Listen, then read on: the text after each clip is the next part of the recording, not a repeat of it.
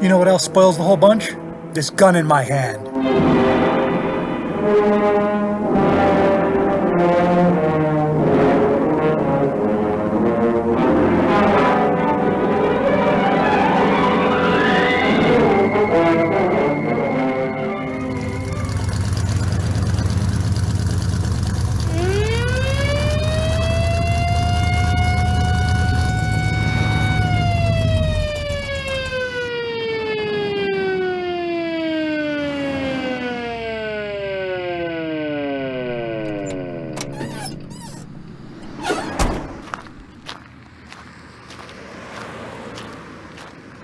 License and registration, please.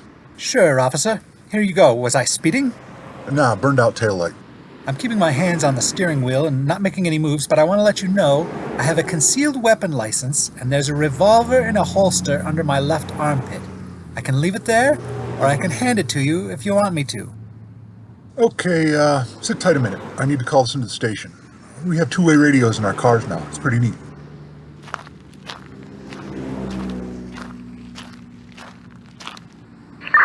Dispatch, this is Officer Goodman in Car 19. Can you put Sergeant Abelish on the horn? Over. Car 19, this is dispatch. Here comes Sarge. Over. This is Abelish. What you got, Goodman? Sarge, I'm in a real pickle here. I got a 5400, which isn't a big deal, nothing I can't handle. Speak English. I can't memorize all those stupid code numbers. Burned out taillight. See, the driver let me know he has a concealed carry permit, and he has a revolver on his person, allegedly in his starboard armpit. Okay. The thing is, I can't tell what kind of person he is. What do you mean? Well, I can't tell if he's a regular average guy like you and me, or if he's like, you know, a thug. A thug. Could be a dangerous type. You got two eyes, right? They wouldn't have passed you out of the academy if you didn't have some minimum level of eyesight. I believe Parabellum City Police Department does hire some people with visual impairments and makes accommodations for them, in accordance with the Americans with Disabilities Act. Goodman, this is dispatch. Can confirm that it's possible to do crucial work even if you can't see. Can also confirm that ableism is still rampant in the department even when someone's standing right next to you and talking on your radio mic, Sarge. Over. Yeah, anyway, I can see him. It's just somehow I can't process it. The thing is, this isn't a visual medium. It's all audio, so all I can do is hear him. I'm not sure if he's the kind of civilian where I should tip my hat and let him go, or shoot him 8 times and leave him to bleed out before I can call an ambulance. Over. What about an accent? Does he sound like a thug? Can't tell. He sounds like Walter Winchell. That really is a pickle. Excuse me, officer. Falk, Zildjian! I heard your dilemma, and I might be able to help. Boy, you see a cop with a car pulled over in front of him and just wander over to see if you can make suggestions. You got moxie. Thanks. I thought I could take a look and let you know if the driver's dangerous. That'd be swell. Although I don't know how you'll see him any better than I can. It's not a visual medium. Leave it to me.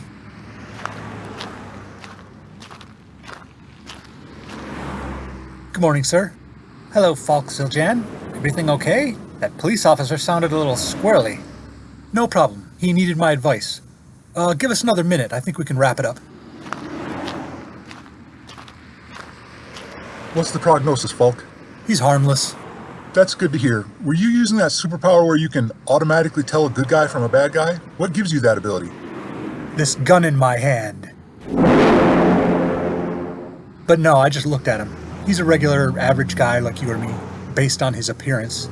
Not a thug? Not a thug. Great, I appreciate it, Zildjian. Say, I'm late for a lunch rendezvous. Do me a favor and give the guy back his license and registration. Here.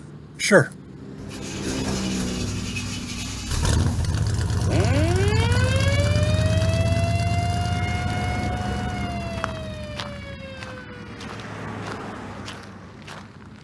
You're okay to go, Mr. Freeman. Here's your papers.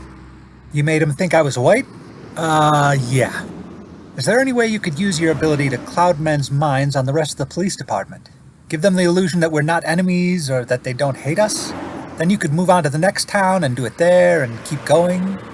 I don't have that kind of power. I make suggestions when someone's mind is already clouded. That's too bad. But I have heard of someone with a more active version of that power, the Shade. The Shade? The Shade? Oh! Yeah, they say he knows what evil lurks in the hearts of men. How much skill does that take? You know what that cop would have done if you hadn't fooled him? He's not a good man. Later, in a basement interrogation room in the 12th Precinct station house. We just have a few questions for you, Zildjian. I'm Officer Goodman. I'll be your good cop today. Is it about your traffic stop this morning, or my operating as a vigilante? No, we'd like to know about your powers. I don't want to start until Detective Bad Kopowitz joins us. His arriving late is part of the bad cop mystique. Using my name in vain? I'm sorry, man. I'm such a good cop, I absent-mindedly told him you're playing the bad cop. Will it still work? Well, I'm not pretending to be a bad cop. I'm actually a bad cop. So yeah, we can make it work. Are you still a good cop if you don't do anything to stop him from being a bad cop? See, I asked that at the academy and I got kicked out. The next time around I passed because I didn't ask. But I'd say the operative word here is cop. Civilian morality doesn't apply. It's like a bad BJ. All things considered, it's not good. But on the other hand, you're getting a BJ, so it's still pretty freaking good. I loved that show. That chimp used to crack me up. Zildjian, what I want to know is, how do you do the thing with the gun?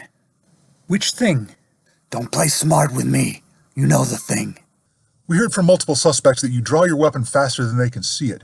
They say you don't actually draw. You stick your hand out and the gun's right there. Normally we'd write that off as ignorant hoods too hopped up on jazz sticks to see what's going on.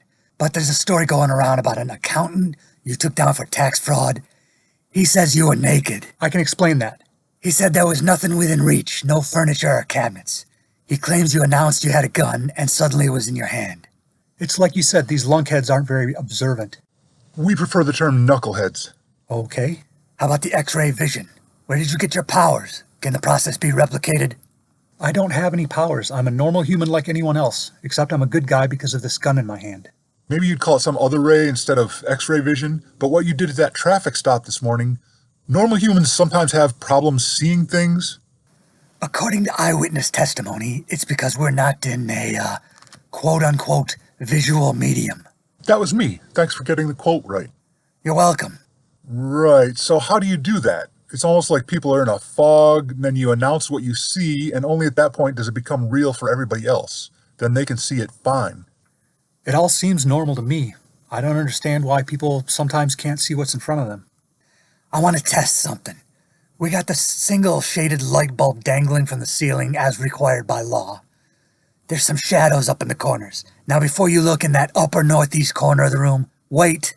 I said don't look yet. I want you to tell me there's a cockatiel sitting on a perch up there. You want me to say... I want no back talk, smart guy. Say there's a cockatiel sitting on a perch over there. There's a cockatiel sitting on a perch over there. I don't see anything. Grab the lampshade and tilt it so we can see. Damn it, that's hot. It's just an empty corner. Maybe it takes a minute or two.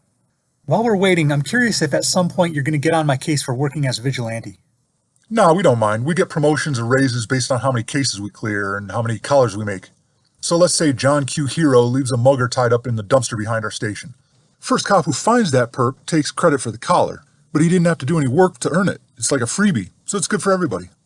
Do you know for sure the guy was a mugger? Yeah. They leave a note pinned to his chest saying what crime he was guilty of. We keep those notes in evidence. And I don't mean pinned to his shirt or coat, I mean pinned through his chest. That John Q. Hero, is that guy LGBTQ? I think they're plus, like LGBTQIA++. And his pronouns are they, them. Their pronouns, I mean. Anyway, we don't mind you hero types. Even the ones that are lousy at it, it means criminals have to deal with those guys instead of fighting cops. Gives us a breather once in a while. Not even vigilantes like the murderalizer? Nah, he's great. Sometimes it's hard to read the smudgy notes he leaves on the corpses. He writes with reddish-brown ink, so blood gets on it and obscures the text a little when it dries. You ever seen a pen that leaves a reddish-brown mark? He's not using ink to write. Plus his writing style is impenetrable. When they don't leave a note, it gives us more paperwork, and then we gotta have a talk with him. Maybe I got your roles mixed up. You're the good cop? I like this guy. Very funny, wise guy. Anyway, we just need to implement the hose protocol for a few minutes, and you'll be free to go. Hose protocol? Hold on. I told you everything you want to know. If you need something else, just ask. We don't need anything else. You've been very forthcoming. It's just once we get somebody in this room, we have to work them over for a few minutes with the hose. It's all about those production numbers, like workers in a factory. They keep track of all this crap and hold it against us if we skip it. Now wait a minute. I think I got something that'll make this unnecessary. Yeah, what do you got? This gun in my hand. Where did that come from? They were right, it's magic or mesmerism or something. Nah, it's just us. We should have skipped those jazz sticks this morning. What the? How did that barn swallow get in here? That's a cockatiel.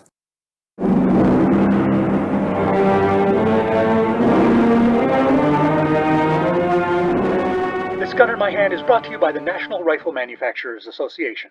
Mom, do you ever feel, suicide should be a larger part of the discussion of gun regulations, not written off as inevitable and impossible to change?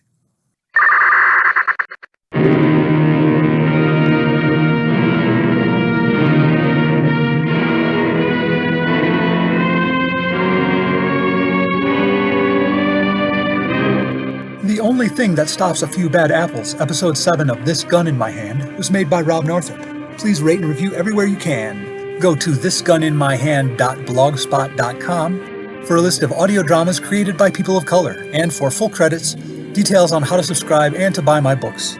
My short story collection, Little Heist in the Big Woods and Other Revisionist Atrocities, is for sale in PDF format, coming soon in print, I hope. Who knows what complexion lurks on a character who's not depicted in a visual medium? This gun in my hand.